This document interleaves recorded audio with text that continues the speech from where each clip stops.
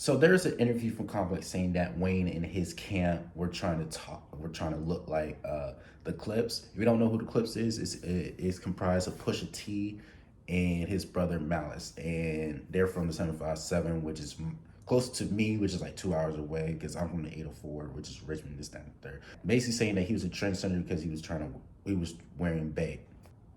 And then there's another magazine called Vibe Magazine where Lil Wayne just straight up dissed him, basically saying that he wasn't trying to be like them, this, that, and third. They trying to be like us. So yeah, there's that. Now, this is important because there's a beat that Birdman, which is Lil Wayne's mentor, he's known for not paying people. So therefore, when he tried to contract the Neptunes, which is comprised of Pharrell and I forget the other guy, but for Pharrell, he didn't pay them. Thus, they decided not to work with Cash Money or any other future Young Money artists in the future. So this is the reason why you never have really seen Pharrell work with Drake, Nicki, or any of their artists. We'll get to that in a second. But back to Wayne and the story. Y'all remember the Hustlers music video? So Wayne reaches out to Pharrell about wearing Babe in the Hustle music video. Remember when Birdman didn't pay them for what happened to that boy? Well, Pharrell basically declined him and said, I don't want you wearing my gear. But Wayne decides to do it anyway. So it's just like, yeah, if you tell somebody you don't want them to do something, but they still do it, well, you can understand why they got beef. After that, there's some jabs here and there, back and forth. So we're gonna skip to the 2010s. In 2011, and both the Clips and Lil Wayne are facing their legal issues, and because the Clips manager has to go to jail for 20 years for allegedly running a drug ring, and Wayne is having his legal trouble, which was a gun charge. He has to do a year in jail, and after that is done, and Wayne comes home. Pusha goes on his next mixtape and actually congratulates Wayne on coming home. Free Weezy. Congratulations, my nigga. And they actually see each other later that year at a legendary club called Live, which I want to go to. So I want to go to so bad. I haven't been there, so I need to go. It's so legendary. I gotta go to that bit. It's one of the top. It's like one of the top 5 clubs I want to go to, like Live in Magic City, Rebel. There's a couple other clubs I want to go to, but that's off topic. And Pusha actually shows love to Wayne and his crew. But just when you thought it was over, Birdman kind of disses Pusha in an interview with Complex. Complex asks Birdman which acts are really hot and active at the moment, and this is in 2012 at the moment. So he shouts out DJ Khaled and his label and a couple other people, but he leaves off Kanye's Good Music label, and he goes on and says they're active, but are they actually good and active? So basically, Pusha catches wind of this. He's basically what you heard was you basically disrespect me by saying, "Oh, so we active, but we not that good, huh?" Oh, alright. Pusha goes makes a song called 23 Exodus 1, which is actually a pretty good track. I really love this track. Contract all fucked up. I guess that means you all fucked up.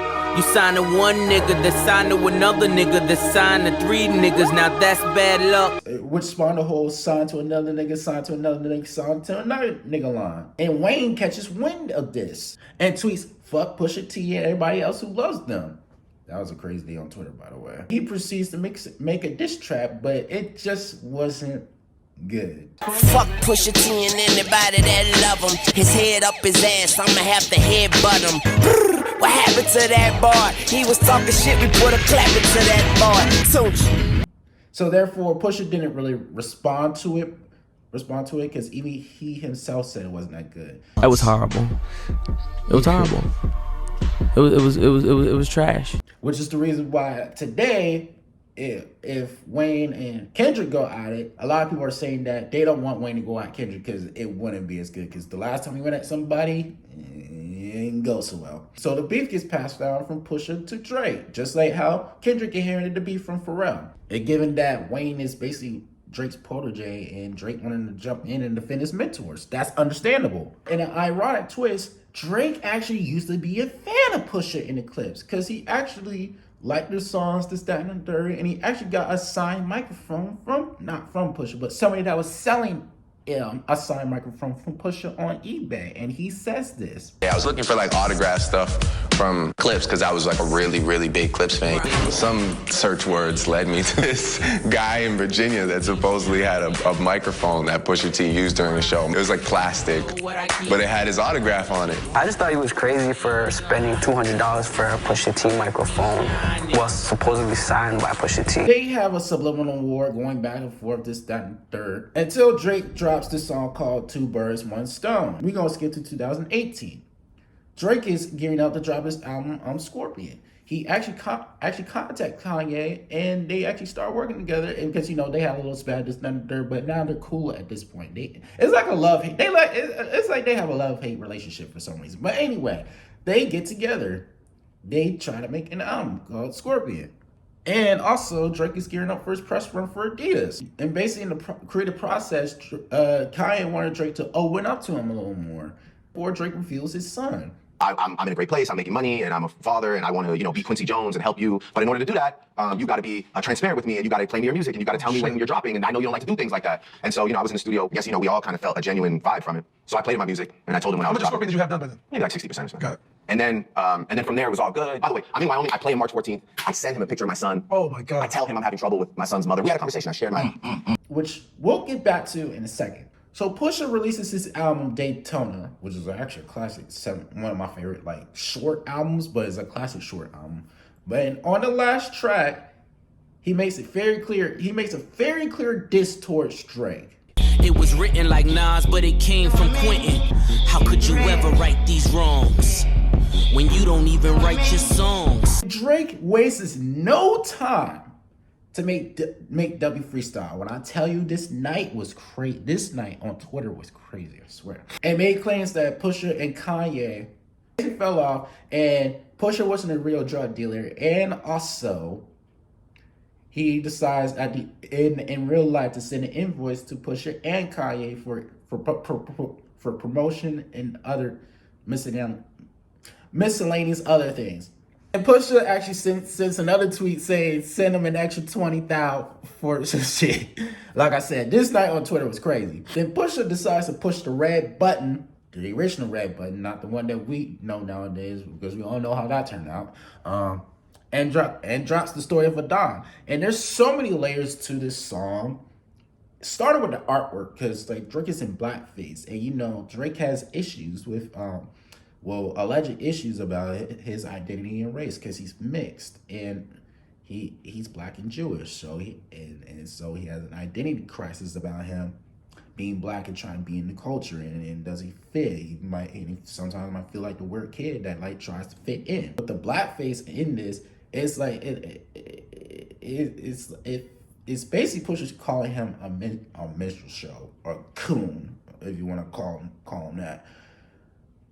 And on top of that, Pusha is freestyling over Jay-Z's beat, which is the story of OJ. And if you don't know, OJ didn't really identify with being black because he felt like his status surpassed his color. So there's layers to this song. And Pusha made his point very clear about that. He also dropped one of my favorite lines that I ever heard when he said this. You are hiding a child. It still gets me to this day. How Pusha got this info? Well, he says he got it from a woman that was sleeping with one of Drake's best friends, which is not E40, 40, who has produced plenty of Drake's tracks since day one. I was in Wyoming, blah, blah, blah, blah, right? It's wrong. Didn't happen like that. Never happened. The information came from 40. It didn't come from Kanye. At all. Okay. 40 is sleeping with a woman. With that also came the fact that Drake has a child. With that also came the trip that everybody took to go see the child and bring them gifts and all of this information. She divulged this information. That's where it came from. After this drops, Drake does this thing where he tries to feed the streets with money to try to get info on her ops, this, that, and third. But how can you get info on somebody that don't be outside or don't talk about their life, their personal life outside of what they talk about in the music? So how? I tweeted out 100 grand ain't enough to information. That shit was real. This shit is so real that people who were close and near and dear to me are aiding and helping him do this shit.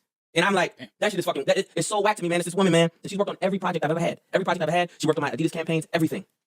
You know, just to give you the story of how this shit went. I'm on my way to fucking Wyoming. We're on our way to Wyoming listening to the Ye album. We in the car, get a call from an old friend from LA. Yo, somebody just hit me up talking about $100 grand, you know, for information on you, so on and so forth. You know, and the wild part about it is, you know, it's this woman, this girl up there, her name is Cap. You know Cap, don't you? Like, don't y'all rock with each other like that? And I'm like, nah, whatever. Hung up the phone, knew damn well it was the truth, because shit, nobody know this man, ever. Well, like, in conjunction with me in 2018. 2001 and 2, yes, not now. Reason number 2, he's a leecher and a stealer. So for those of you that do not know, Drake and The Weeknd were actually cool at one point, and like when The Weeknd was coming up, Drake would shout him out, and he would put him on songs, and he shout out his mixtape. Drake even gave him props, but then The Weeknd is making his album to debut and like put out there and hopefully try to get signed. Drake asked for a couple songs, which became 5 out of 19 on the classic Take Care. Yes, like I said, I still like Drake. I still think he make like classic music. Of course he did. Duh. But then later down the road when they're beefing, this, that, and third, The Weeknd basically said that Drake took half of his songs from his first album to make Take Care. And there's been plenty of examples of Drake using what is hot at the moment, which there could be an argument of him being a vulture because of that, and also it could be an argument of he's just doing what any popular artist does at the moment, just take advantage in the moment. But it's just like, it's not just about that, but it's also about like cultures that he's been appropriating, and it's also about him not having like a straight identity and just trying to latch on to what's hot, like make your own sound is what basically people are trying to say. And we all know about the OVO sweatshop where basically he signs artists, but he doesn't really use them like that, or like he just uses the artists to write his songs for him, but they don't really have their own thing, and he doesn't really make time to like promote them and put them out there. I Love Mannequin. Y'all remember the Going Up on a Tuesday song? Why haven't we heard from him since? Ever since that one song that he was on, we ain't heard from him ever since. So there's that. And like, he's gonna keep them locked up. So there's that. Reason number 3, he's just petty. So y'all remember the classic album, What a Time to Be Alive with Drake and Future? Well, all 3 of them, Metro, Drake, and Future, they were all planning to make a sequel. And they actually posted a video that it was finished after one of their concerts. What's that? We gotta cook that up. That too. It's already cooked. Top secret. Yeah. My brother. Top secret. FVG OVO. But then out of nowhere, Drake decides to drop an album with 21 Savage. This rightfully so pisses off Future and Metro. Why ain't Wayne tell us this, that, and third? Now, because now all that hard work went to waste, basically. And later when Her Loss comes out, on one of the tracks, More M's, Drake was allegedly subbing Metro and Future. Cause they got love for the boys, so they fake it. Crack a couple jokes to some bitches on some snake shit. And later, Metro drops Fuels and Villains, which was one of the best albums I ever heard, to be honest. It had a lot of heavy hitters. Young Thug, 21 Savage, Travis Scott, and The Weeknd. But there is no sign of Drake apparently. But according to Metro, he just didn't have any room for Drake on the song Trance, which can be understandable because what he said was that the song was finished and he just felt like there was no room for him on it. So sometimes that does happen in music. Whether he's being truthful about it, this, that, and third, well, we don't know. Why did that version not make the album?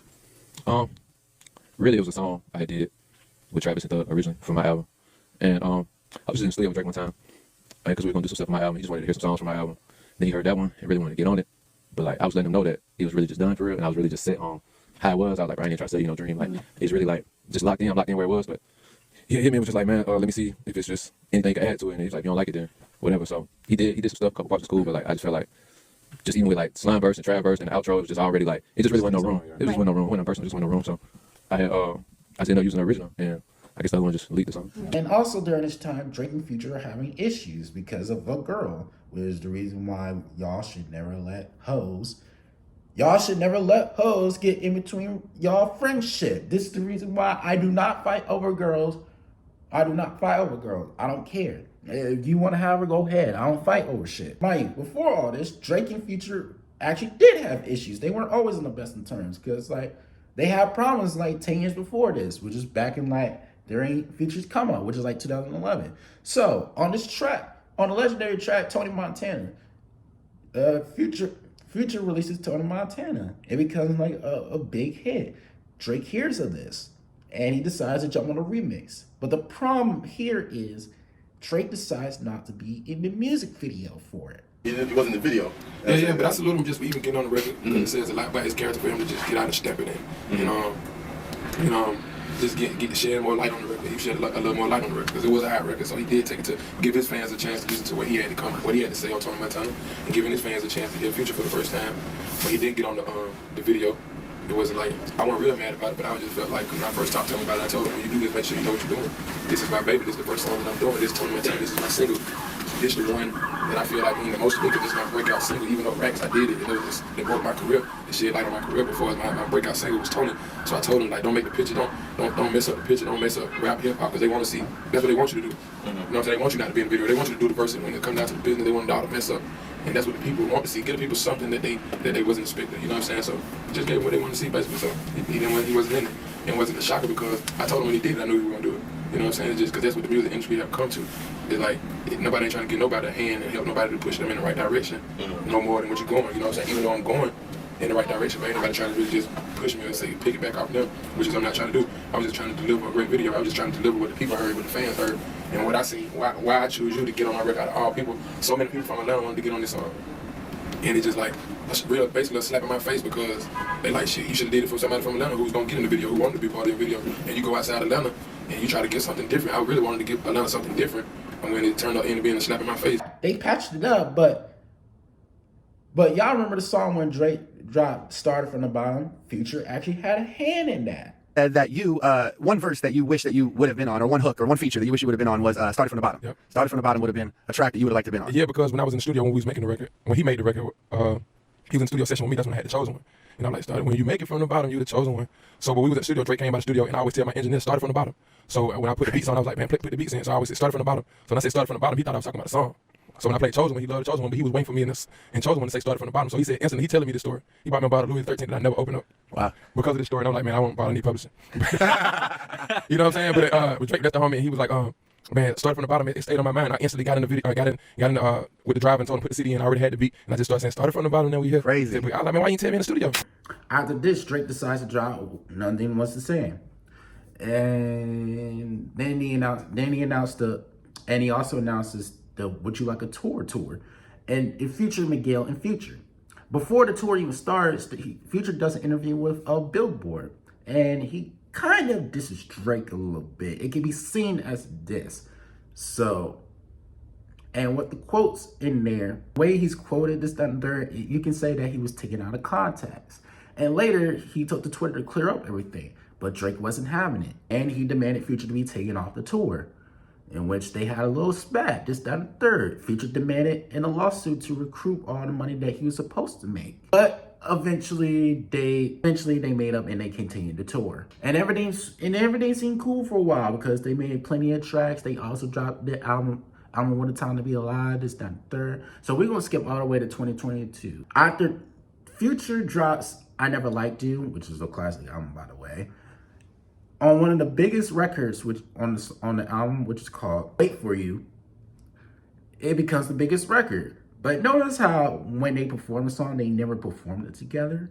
Well, apparently they had issues because it had something to do with the girl. I don't feel like saying who her name is because I don't want to bring her clout because she probably already got enough clout. But like I said, and once again, it was due to pillow talking. Also, remember that collab album that I mentioned earlier with 21 and Drake? Well, it seems that Drake sent some subs to Future, and also on his next album, For All Dogs, he sent some more subs on Fear Heights and What Would Pluto Do? What would Pluto He might take your own trips and he might have some hits, but baby, not more than me. He might be at the trap and order some ones, but ain't throwing more than me. Last time I saw her, she was fucking with my nigga. So the question is, what would Pluto do? He fucked up, so I did it. What would Pluto do? I don't even think I even said that right. What would Pluto do? Which is a clear indication that this is a shot at Future because Future's nickname is Pluto. So let's skip and circle back to our year Lord and Savior of 2024 when Future and Metro dropped We Don't Trust You.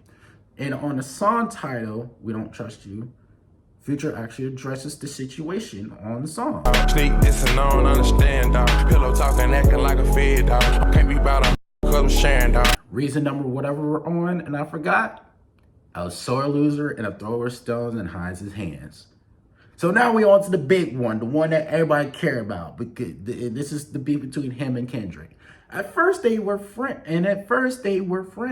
At first when Drake and Kendrick come up in the industry, they were friends. They collaborated. They had 2 songs together, Buried Alive, interlude on Drake's Take Care, and then also Poetic Justice on Kendrick's Good Kid, Mad City, which is one of my favorite albums, by the way. They even met up and talked to each other before they even came up about what paths to take, what to do when they get in the industry, when they make it. They later collab on, like I said, Buried Alive and Poetic Justice. Then in 2013, Kendrick decided to drop a major bomb on everybody. And this song called Control, he basically calls out everybody in the rap game, basically saying that, yeah, we're homies, yeah, we're peers. Yeah, we're peers, but yet this is competition. I'm here to take y'all out. I'm here to be the best right now. So y'all better step up your game. And that's basically what he said. Tell me this, and that goes for Jamaica, Big Crit, Wale, Pusha T, Meek Mills, A$AP Rocky, Drake, Big Sean, J Electron, Tyler McMillan. I got love for you all, but I'm trying to murder you niggas. Trying to make sure your core fans never heard of you niggas. They don't want to hear not one more down no verb from you niggas. What is competition? I'm trying to raise the bar high. Who's trying to jump and get it? And everyone gave him props on that first. Everyone basically said that it was a moment and that, yeah, hip hop needs competition again. All except for Drake, which led to years and years of subliminals, of subs and disses back and forth to each other. They never said each other's name, but we could like basically put the pieces together when they were talking about each other. And this happened over the course of 10 years, basically. So for years, everyone would have a debate on who in the big 3 would take each other out: Drake, Kendrick, and J. Cole. Well, it wasn't until the Rap Civil War of 2024, which I will go over by the way in the future, that Dot went on wax and said, "Fuck the big 3, it's just big me," which is one of my favorite lines, by the way. Like I said, motherfuck the big 3, nigga. It's just big me. It's just big me. To which he's referring to when J. Cole said that on First Person Shooter, that it was him, Aubrey, and Kendrick as the big 3. This verse comes out on Like That with Future and Metro on the album that everybody came together in this Drake. Drake comes out with his own song called Push Us, which it was a good hit back. I actually do like that song. It was a very good hit back. But then he releases his second song called Tailor-Made Freestyle, in which this kind of distastefully uses Tupac's voice for AI, and he also uses Snoop Dogg's voice for AI because, you know, Kendrick's from the West Coast. Those are his idols, duh. And at the very end of the song, people skip over this for some reason. At the end of the song, he basically kept telling Kendrick, nah, this ain't over. Nah, you gonna hit back. You gonna send something back. You can't get out of this one, basically.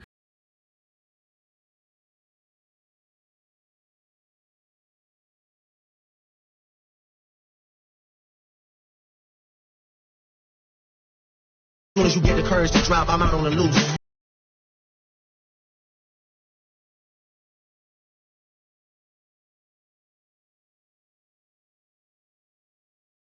So he basically begged Kendrick to drop a song. He basically begged him to. Well, he kind of fucked up right there. Because Kendrick comes back and... What is it, the brakes? You push a T. You better off spinning again on him. You think about pushing me. So basically, Kendrick goes on a 3-1 comeback like LeBron versus the Warriors as he drops tracks like Euphoria, which is... Woo! it was a scathing track, and like, oh my goodness. When I first heard this, it was a lot. Yachty can't give you no swag neither. I don't give a fuck about who you hanging with. I like Drake with the melodies. I don't like Drake when he act tough. He dropped 616 in LA, which is a very underrated track, and I'm kind of sad that this is going to be forgotten because it's not on streaming services, so like it's going to be forgotten in time. And then after 616 LA, so Euphoria is basically telling Drake about himself, his character, this, that, and third, and he tells him, and Kendrick basically tells him, keep it friendly, keep it a friendly fade, or it's gonna get worse for you. Well, and then 616 in LA, basically, it's another warning shot, basically, do you really want to do this? Do you really want to do this? Well, Drake didn't want to do this. So, therefore, 16 in LA, Drake drops Family Matters, which is a pretty good song. I ain't gonna cap. As much as I'm a Kendrick fan, it was a good song. Only problem was on this track, he mentions Kendrick's wife. And remember when Kendrick said keep it a friendly fade? Well, he goes on and drops Meet the Grams. My perspective, I was able to process Family Matters after it dropped this third. Because like I had a long day of work, it comes out this third. I'm like, oh, all right, okay, bet. That was a good hit back. We'll see what Kendrick does next. Unfortunately, I went to sleep. And I missed it. And I missed this night on Twitter because 30 minutes after Family Matters drops, it didn't even get a little buzz or anything. It didn't even get it to where it needed to go. Kendrick comes in and just stomps everything and drops Meet the Grams. And when you hear those first 3 notes, it felt like you was watching a horror movie. It felt like them first 3 notes is going to be very haunting to somebody. Like, Kendrick knew what he was doing when he dropped this track. His son, Drake's mom, his whole family, like, oh my God, he basically just went after everybody. Also got to remember on Family Matters, Drake was talking about Kendrick's fiance and his kids. Because he said that Kendrick beats on his fiance, and that Kendrick's kids wasn't his. It was Dave Freeze, one of Kendrick's best friends. So therefore, you can't be mad. Like, you can't be mad about that, because like, how are you going to put out a lie, but then when somebody puts out a lie on you now is a problem, which is the reason why people don't like that he's suing Kendrick and the label about the whole disses, about Not Like Us. He goes after people's families and wives, and is it necessary? Because rap beef, basically unspoken rule, besides Tupac aside, basically the rule is no family, no family, no women and children. So after Family Matters drops, it got a little buzz, this, that, and third. It was making waves, but unfortunately, like I said, it got stomped out quick by Kendrick, because afterwards the Big Bomb dropped, which was Not Like Us, and it became the hit that we know it became. And we all know how that turned out, because it's one of the biggest songs in the last few years. And it broke all kinds of records. And this doesn't sit well with Drake, because, you know, Drake is all about numbers. He's all about being the biggest, being the hottest. And he proceeded to drop one of the worst responses that you will ever hear on The Heart Part 6. The ones that you getting your stories from, they all clowns. 12 seconds later. We plotted for a week and then we fed you the information. So that was a f***ing lie. Why is she following Dave Free and not Mr. Morale? It's like a high schooler's way of looking at it. It's like, oh, she doesn't follow him. Kendrick's not on Whitney's close friends list. This Epstein angle was the shit I expected. Huh? My mom came over today and I was like, mother, wait a second. That's that one record where you say you got molested. Oh, fuck me, I just made the whole connection. First of all, he misreads the text. The text itself is about the fact that his mother assumed that he must have been abused because of the abuse that she suffered herself. If I was fucking young girls, I promise I'd have been arrested. I'm way too famous for the shit you just suggested. Is this nigga serious? You mentioned an A minor, but niggas got a B sharp. B sharp is just C. Do you know what the minor alternative to C major is? A minor.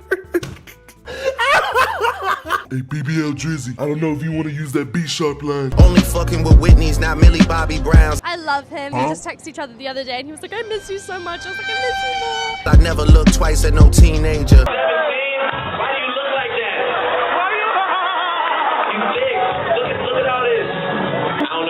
feel guilty or not, but I had fun. I like the way your breasts feel against my chest and stuff. Stop the cap. Which I'm glad Kendrick came back and dropped the real hard part 6, because like that was one of the worst responses that I ever heard. And well, the reason why he did drop the hard part 6 is because Kendrick has his own series called the Heart series. And then, you know, when Kendrick dropped 616 in LA, Drake has this whole timestamp thing in a whole nother city series. So like there's a reason for that. But like I said, if you're gonna do that, you gotta make the song good. Like because on this song he sounds so defeated. And also, he got a lot of facts wrong. And also, at the end of the song, he even admits that Not Like Us is a hot song. If I'm with my enemy, right, and I get into a battle with you, I'm never going to admit no good shit about you. I mean, I'm a respectable person. I'm a reasonable hater, this, that, and third. I'm going to give you props where the props is due. But, like, if we in this time, I'm not going to admit to shit. Like, come on now. Kendrick's in his victory lap. He does the pop out, which is amazing, by the way. One of the best concerts I ever got to see. I didn't get to see it. When I'm saying this, I got to see it on TV. This, that, and third. I wish I had my Twitch shit shut up. But anyway, like I said, then he drops the video, which is a very, very great video, this, that, and third. And then just recently released the Real Hard Part 6, which is one of my favorite songs on his album, by the way. And then, speaking of album, he dropped his new album called GNX. And meanwhile, throughout all this, Drake is acting all bitter, like a sore loser. He's going on rants. And then recently he went on QXC, I think that's how you say it, QXC stream, and then he basically called hip hop weird. Like I want to hear what you would listen to. Okay, That's I'll what play I right now want. then. Yeah.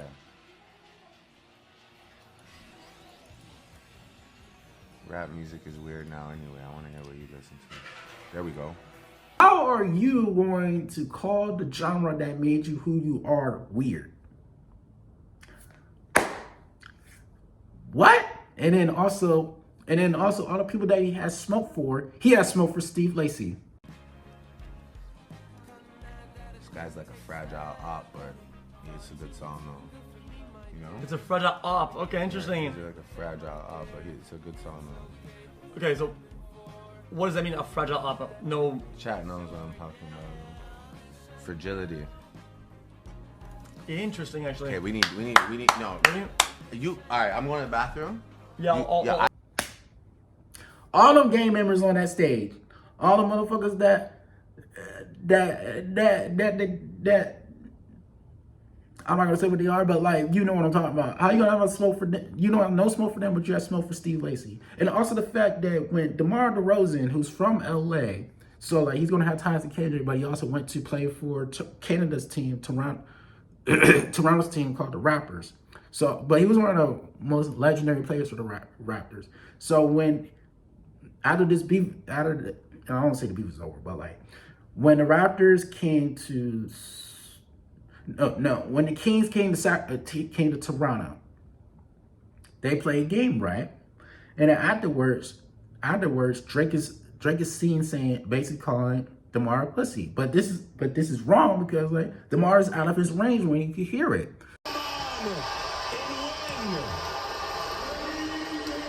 The effort, the energy. So it's just like I said, you're throwing stones behind your hand. And he also said that if they try to put up a banner for DeMar, he's going to try to take that thing down. Sure. Yes, if you ever put a DeRozan banner up, I'll go up there and pull it down myself. That's the answer to your question. So it's just like, come on now. This also adds to another reason why people don't like him. He's a sore loser when things don't go his way. Like, come on. When the machine was helping you get all the records and all the songs that make you hot, oh, it's all fun and games. But then when it doesn't benefit you, now it's a problem. Come on now.